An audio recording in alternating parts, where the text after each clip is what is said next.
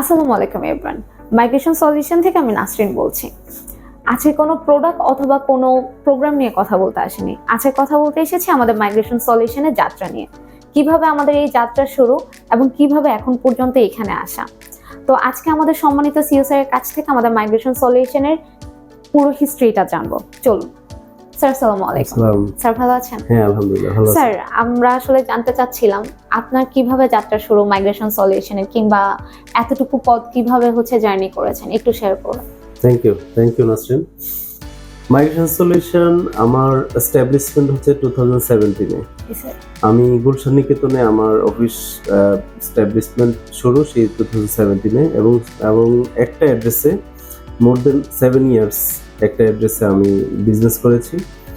তো বিজনেসের এক্সপান্ডের জন্য আমি রিসেন্টলি আমার রামপুরা অফিসে আমি শিফট হয়েছি। তো এটার উত্থানটা আসলে আলহামদুলিল্লাহ একদম যেটাকে বলে যে রাজকীয় উত্থান। কারণ আমি ওই সময় শুধুমাত্র মাইগ্রেশন সলিউশনের বিজনেস মাইগ্রেশন নিয়ে কাজ করতাম অস্ট্রেলিয়াতে। তো অস্ট্রেলিয়ার বিজনেস মাইগ্রেশনটা আপনি নিশ্চয়ই জানেন যে শুধুমাত্র বিজনেস পিপলদের কাজ করা, আসলে যারা বাংলাদেশে এস্টাবলিশ বিজনেসম্যান তাদের বেসিক কিছু ক্রাইটেরিয়া ফিল আপ করলে তারা ফুল ফ্যামিলি আপনার অস্ট্রেলিয়াতে মাইগ্রেশন করতে পারতো এই বিজনেস মাইগ্রেশনের মাধ্যমে। তো 2017 থেকে যখন আমি কাজ শুরু করেছি, আমার এখনো স্পষ্ট মনে আছে যে আমার প্রথম ক্লায়েন্ট ছিল বাংলাদেশের একটা রিনাউন্ড একটা সিটি কর্পোরেশনের মেয়র ছিলেন। আমার অফিসের নিচে এসে উনি আমাকে কল দিয়েছিলেন যে আমি আপনার একটা অ্যাপয়েন্টমেন্ট নিতে চাই। তো আমি তো জানি না, ওনার সাথে মিটিং শেষ করার পর উনি বলতেছে যে উনি একটা ওই সময় পৌরসভার মেয়র ছিল, বাট কারেন্টলি উনি একটা সিটি কর্পোরেশনের মেয়র বর্তমান। তো মজার বিষয় হলো যে সেইখান থেকে শুরু, এবং গ্রাজুয়ালি আমার 90% রেফারেন্স সেইখান থেকে আমার স্টিল নাও আমার বিজনেস মাইগ্রেশনের ক্লায়েন্ট আলহামদুলিল্লাহ প্রায় 95% প্লাস ক্লায়েন্ট অলরেডি অস্ট্রেলিয়াতে সেটেলড, যারা বেশ কয়েকজন পিআর হয়ে গেছে, বেশ কয়েকজন অলরেডি 888 বিজনেস মাইগ্রেশনের যে সাব ক্লাস, সেই সাব ক্লাসে অন প্রসেসে আছে। তো এই যাত্রাটা আসলে এত সহজ ছিল না, সেখানে আমাকে সবাই সহযোগিতা করেছে। আমার আমার অ্যাসোসিয়েট যারা স্টাফ ছিল, আমার ম্যানেজমেন্টে যারা ছিল, সবারই মানে অক্লান্ত পরিশ্রমের ফসল হচ্ছে আজকে মাইগ্রেশন সলিউশন এস্টাবলিশড। এই হচ্ছে আমার মাইগ্রেশন সলিউশনের হিস্ট্রি। আর এই চড়াই উতরাইয়ের পিছনে অনেক গল্প, অনেক কিছু চ্যালেঞ্জ ছিল। বাট মজার বিষয় হচ্ছে এই বিজনেস মাইগ্রেশনের মাধ্যমে বাংলাদেশ টু অস্ট্রেলিয়া অনেক বিজনেসের অপরচুনিটি তৈরি হয়েছে। শুধুমাত্র এই না যে বাংলাদেশ থেকে বিজনেসম্যানরা অস্ট্রেলিয়াতে গিয়ে টাকা পয়সা নিয়ে চলে যায়, এই ধারণাটা একদমই ঠিক না। বরং আমার মাধ্যমে যারা অস্ট্রেলিয়াতে মাইগ্রেশন করেছে, এরকম অনেক ক্লায়েন্ট আছে যারা আইটি সেক্টরে ডেভেলপমেন্ট করতেছে, ডোমিনেট করতেছে বাংলাদেশি মার্কেটে। অস্ট্রেলিয়া থেকে অনেক কাজ বাংলাদেশি ফ্রিল্যান্সারকে দিয়ে আমাদের কোম্পানি করতেছে আমার ক্লায়েন্টের। তো আলহামদুলিল্লাহ এটা অনেক ভালো লাগা, আসলে অনেক ভালো লাগা। স্যার, আরেকটা কথা জানতে চাবো, মাইগ্রেশন সলিউশন নিয়ে আপনার ফিউচারে কোনো প্ল্যান আছে কিনা, কিংবা আরো কোনো প্রোগ্রাম আমাদের নতুন করে অ্যাড হয়েছে, কিভাবে অ্যাড করেছেন? ওকে, গুড কোশ্চেন। আমি 2017 থেকে 2018 পর্যন্ত শুধুমাত্র বিজনেস মাইগ্রেশনে ছিল। যখন আমি অস্ট্রেলিয়া বিজনেস মাইগ্রেশনের সাকসেস স্টোরি আমি পাওয়া শুরু করেছি, তখন অনেক ক্লায়েন্ট আসছিল যারা অস্ট্রেলিয়ার জন্য এলিজিবল না বিজনেস মাইগ্রেশন, বাট তারা ক্যাপেবল বাইরে মাইগ্রেট করার জন্য। তখন দেখা যায় যে আমার কাছে সুযোগ আসলো হচ্ছে কানাডিয়ান স্টার্টআপ প্রোগ্রাম।